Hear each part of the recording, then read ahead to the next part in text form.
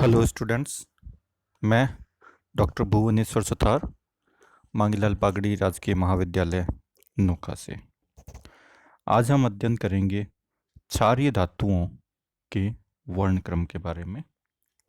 Exam में कई बार इस पे क्वेश्चंस पूछा जाता है क्षारीय धातुओं के वर्णक्रम के बारे में। तो क्षारीय धातुएं जैसे lithium, sodium, potassium, rubidium, caesium, जिनकी बाह्य कक्षा में केवल एक इलेक्ट्रॉन होता है, इन्हें क्षारीय धातुएं कहते हैं। इनका वर्णक्रम एक समान होता है और इसे क्षारीय वर्णक्रम कहते हैं।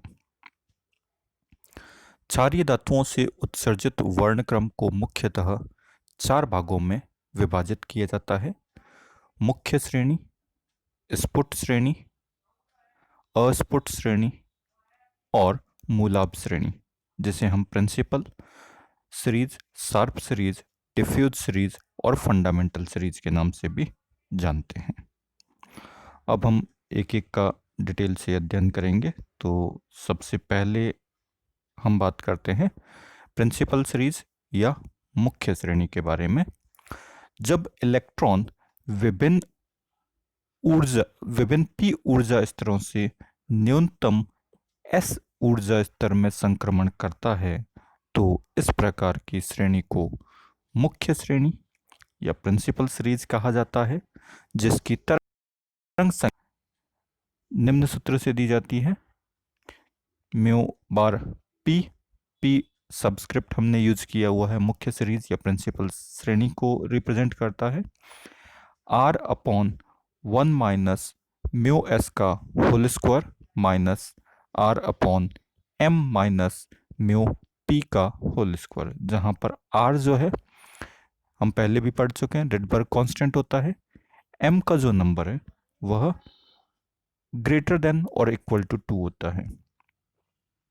क्योंकि उत्सर्जन श्रेणी में उच्चतर ऊर्जा स्तर से निम्नतम ऊर्जा स्तर में संक्रमण होता है, तो m इक्वल टू 2 से m इक्वल टू 1 यानी 2 से मिनिमम 2 वैल्यू पॉसिबल, यानी 2p से संक्रमण हो सकता है। 2p के अलावा 3p, 4p, 5p ये वैल्यूज हो सकती है। सेकंड सीरीज है स्फुट श्रेणी या जिसको हम शार्प सीरीज भी कहते हैं। जब क्षारीय धातुओं में इलेक्ट्रॉन विभिन्न s ऊर्जा स्तर से न्यूनतम p में संक्रमण करता है तो इस प्रकार की श्रेणी को हम स्फुट श्रेणी कहते हैं।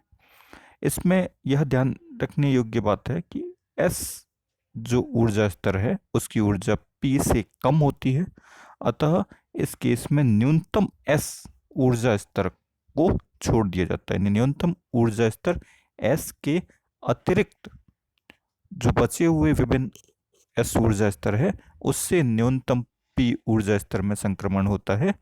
तो ऐसी श्रेणी को हम स्फुट या शार्प सीरीज कहते हैं।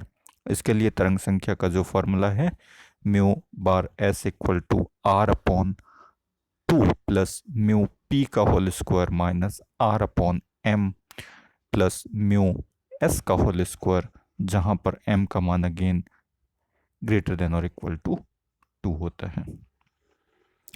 म्यू जो है वह नियतांक है, विभिन्न ऊर्जा स्तरों के लिए करेक्टरिस्टिक कांस्टेंट या अभिलाक्षणिक नियतांक होता है। अस्फुट या डिफ्यूज सीरीज नाम से ही विदित है। विभिन्न d ऊर्जा स्तर से न्यूनतम p ऊर्जा स्तर में संक्रमण होता है, तो ऐसी श्रेणी को हम अस्फुट श्रेणी कहते हैं। अस्फुट श्रेणी या डिफ्यूज सीरीज के लिए तरंग संख्या का जो फॉर्मूला है mu bar D equal to r upon 2 plus mu p का whole square minus r upon m plus mu d का होल स्क्वायर। यहाँ पर m का मान ग्रेटर देन और इक्वल टू 3 होता है, क्योंकि d ऊर्जा स्तर जो है तीसरे प्रिंसिपल क्वांटम नंबर के बाद में एग्जिस्ट करता है। प्रथम और द्वितीय सेल में d ऊर्जा स्तर नहीं होते, कि क्रमशः s और p ही अवेलेबल होते हैं। तो इसलिए इसमें m का मान 3 या 3 से बड़ा होगा। अंतिम श्रेणी जिसे हम मूलाभ या फंडामेंटल सीरीज कहते हैं, इसका एक नाम और बर्जमान सीरीज भी कहा जाता है। तो विभिन्न एफ ऊर्जा स्तरों से न्यूनतम डी ऊर्जा स्तर में संक्रमण होता है। तो इस प्रकार उत्सर्जित विकिरणों को हम मूलाभ श्रेणी या फंडामेंटल सीरीज में अध्ययन करते हैं। इसके लिए तरंग संख्या का जो फॉर्मूला है mu bar F equal to R upon 3 plus mu D minus R upon M plus mu F का होल स्क्वायर, ये फॉर्मूला है। इस केस में एफ का मान ग्रेटर देन और इक्वल टू 4 होता है, क्योंकि एफ जो ऊर्जा स्तर है वो चौथे ऊर्जा स्तर या उसके उच्चतर ऊर्जा स्तर में ही पाया जाता है। तो एफ की जो न्यूनतम मान है वो 4f से पॉसिबल है, इसलिए एम का मान यहाँ पे 4 या 4 से बड़ा संभव है। Mu S, mu P, mu D और म्यू एफ ये क्रमशः स्फुट, मुख्य, अस्फुट, मूलाभ श्रेणियों के अभिलाक्षणिक नियतांक है। और इनका जो मान है म्यू एस का मान मैक्सिमम होता है, इसके बाद म्यू पी, म्यू डी और म्यू एफ के लिए क्रमशः मान कम होता जाता है।